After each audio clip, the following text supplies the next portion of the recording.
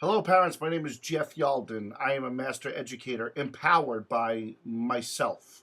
For 19 years, I've traveled all over the world working with your teenagers. I've worked with middle schools and high schools all over the country in 50 states, representing youth over 48 different countries. Therefore, I feel like I have something important to say. And parents, I hope you give me this opportunity to enlighten you on what a lot of teachers wish that they can say to you. However, if they were to say it, they'd probably lose a job. Okay, so parents, here's what I want you to understand. You do the educating of your children in your home. You send them off to school and hope that they get a proper education of curriculum and reading and writing and arithmetic at school. But there's this discourse that's happening between teachers and parents, and I want to make sure that we have a good understanding of our relationship. Right now, I think our educational system is in some serious need of revamping. Actually, I think our educational system sucks right now. But we are either part of the problem or we are part of the solution. Having said that, I think with the way the educational system is right now, that we're forcing our teachers to teach to a test. Many of our teachers are getting out of education because they got into education to teach young people first and let the subject area be second. Parents, we need your help in trying to make this a little bit easier for our teachers and staff in order to educate your children. Please remember, your teachers are trained professionals. They are there to teach, to encourage, to inspire, to motivate, and to educate your children. They are not there to be nannies to your children. That job is left for you to do at home. And the less you do that, it seems like the more you expect our teachers to have to do that. So you expect your teachers to do their job. We as teachers would love it if you would just do your job. Okay, so parents, listen. One of the things I want to talk to you about is the relationship between a parent and a teacher. If a teacher calls you and says that your child is a behavioral problem or something like that, don't discredit what the teacher is saying. Remember, our jobs as teachers is to educate your child, is to motivate, to inspire them, to teach the truth so that they know the truth is still out there, and ultimately to be a positive role model so that they know there are positive influences in their lives and that they can go to them other than their parents. So if a parent calls you, hey, it is what it is, man. Don't ask, was there another teacher present? There probably wasn't because the other teacher's doing their job. Don't ask, was there another child to witness what happened? Listen, you're discrediting the profession of a teacher and their professionalism. Take it for what it means and make a change and have a conversation with your son or daughter. Okay, another point that I want to make is parents, you have to quit with the excuses. The school year just started. Your child probably had some summer reading to do, and a teacher could have asked you, has your child done summer reading? And you may have said, no, my child hasn't gotten to it. We've had some family issues. You know what? I'm sorry about your family issues. I really am. But our job as parents is to raise our children so that when they grow up to become adults, they're not living life based on excuses, but they're living lives based on the reality that if they don't do the work, they're going to get fired.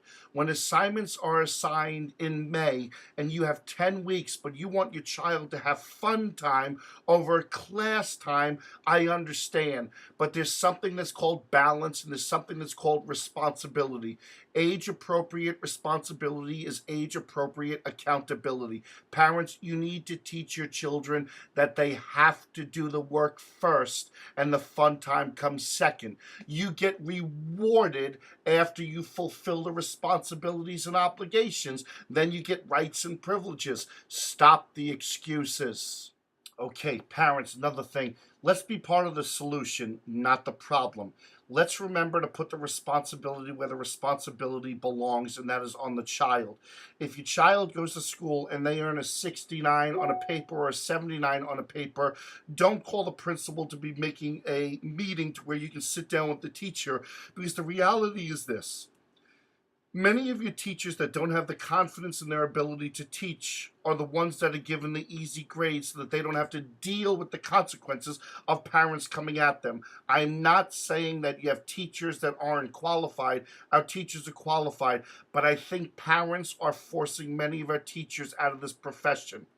Let's look at it this way. If your child earns a 79, don't go busting into the school to try and get that 1 point so your child has a B on their paper or a B minus or a B plus. Whatever score or grade that your child received is the grade that your child earned. And the reality are those teachers that are confident in their ability to educate your child are being more strict with their grades because they're trying to raise the bar rather than lower the bar, because they're trying to make your kids strive for greatness, strive for perfection, so that they understand it doesn't come easily, nor does it come without hard work. Parents, be part of the solution, not the problem, and create that partnership with your school. Parents, one of the other things too is please understand our teachers and educators are often walking on eggshells today, so that they're trying to protect themselves, because a lot of parents today are coming into meetings with the principals with an attorney in the event that something turns into a legal issue. Hey, listen, let's just look at it this way. If you have an issue that needs to be brought up, bring it up. Your school has no problem with that, but let's not come in with the attitude that the school isn't wrong and your child is right. I think it's seek first to understand, then to be understood. One of the ways you can approach this is simply say, hey, my child came home today and my child said that something happened in your classroom. And I know there's always two sides to the story, but I wanted to hear your take on what may have happened. Don't put the teacher or the administrator in the defensive position. Hey, listen, this is open and honest communication. You control the message, you can't control the response, but oftentimes when the message is said, where someone's not on the defensive, the response turns into this is just simple communication and often can be a misunderstanding. We need to create a partnership. We need to work together. Okay, parents, thanks for listening this far. Here's the last point I want to make. I know to your child is special and wonderful and terrific, and you love your child dearly. That's awesome. But let's look at it this way. When your child leaves your home and goes into that classroom, they go on the athletic field, what's important to understand is that your child, to that teacher or coach, is no different than any other child in that classroom. It is our job as teachers to take all 100 kids, give or take what we have, and to educate and care for them all equally. The other thing that I find is today's self-esteem amongst our young people is lacking. What does it do for a parent that tells their kid they're special every day, but our child doesn't even believe it themselves? I think we need to spend more time encouraging our young people to believe in themselves, have great respect. I'm a professional speaker. Teach our young people to have great self-respect and great self-esteem so that they know how to communicate in a positive way to themselves. And if you couple that on top of what you're telling them, that you're wonderful and you're special and you're terrific and you're giving them that unconditional love, I think great things are going to happen. So don't expect that your teacher or any teacher in a building or coach is going to give your child preferential treatment. I don't think that's going to happen, nor do I think you should expect that. Let's work with our school. Let's work with our teachers. Let's work with our coaches and ultimately provide our children with the best education so that they can grow up and they can be productive citizens to make a difference in the world today. Parents, let's not be helicopter parents. Let's not be Black Hawk parents, but let's be good parents and encourage our kids, but also support our educational system. Thank you for listening.